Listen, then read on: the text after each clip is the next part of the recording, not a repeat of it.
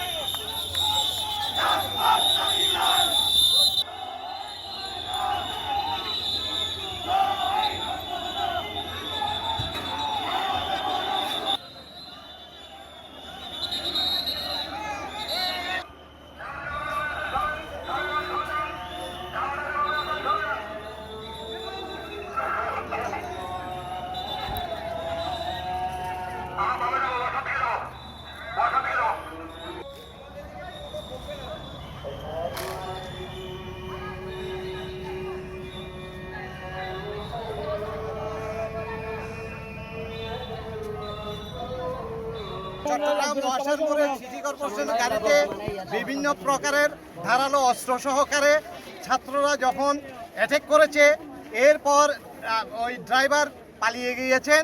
তারপরে ছাত্ররা বিভিন্ন তল্লাশি করে এইখানে ধারালো বিভিন্ন প্রকারের অস্ত্র পাওয়া গিয়েছে। তাই ওই সিটি কর্পোরেশনের এই গাড়িকে অ্যাটাক করা হয়েছে। হওয়ার পর এখন বর্তমানে পরিত্যক্ত অবস্থায় গাড়িটা আছে।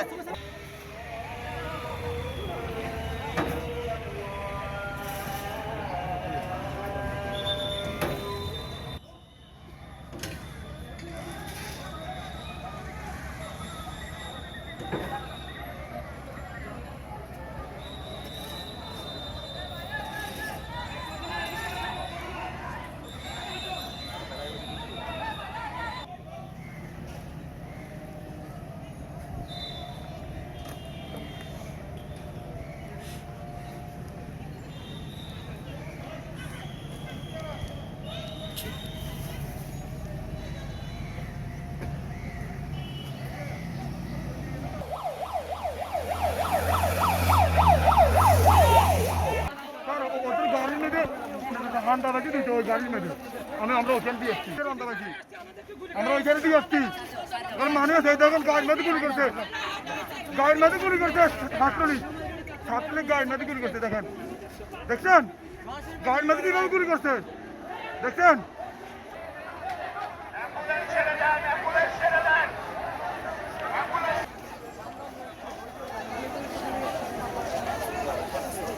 বলেন।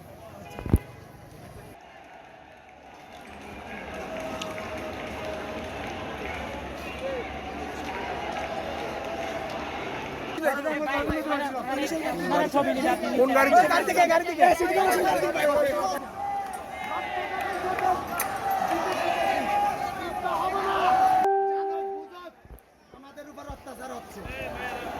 সিটি কলেজ ছাত্রলীগের ছেলেরা আর পুলিশ বাহিনী, বাংলাদেশের পুলিশ বাহিনী আমাদেরকে অ্যাটাক করে এবং ওপেন ফায়ার করে, টিয়ারশেল নিক্ষেপ করে। এরপরে আমরা ছাত্রবঙ্গ হয়ে এদিকে আসছিলাম, এটা আমাদেরকে ওপেন ফায়ার করছিল। আমাদের অনেকগুলো ছাত্র আপনার গুলিবিদ্ধ হয়।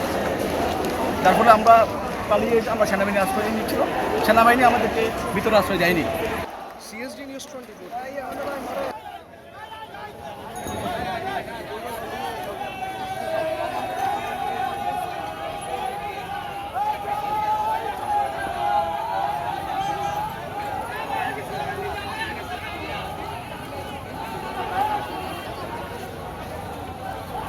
নিউ মার্কেট আমরা শান্তিভাবে কর্মসূচি পালন করতেছিলাম। এই সময়ে ছাত্রলীগ, যুবলীগ এবং পুলিশ সহ আমাদেরকে অস্ত্র দিয়ে আমার ভাইদেরকে গুলি করে হত্যা করার চেষ্টা করেছিল। আমাদের শান্তিপূর্ণ সমাবেশে তারা টিয়ারশেল এবং বিভিন্ন লাভার ব্লুট থেকে শুরু করে অনেক কিছু তারা নিক্ষেপ করেছিল।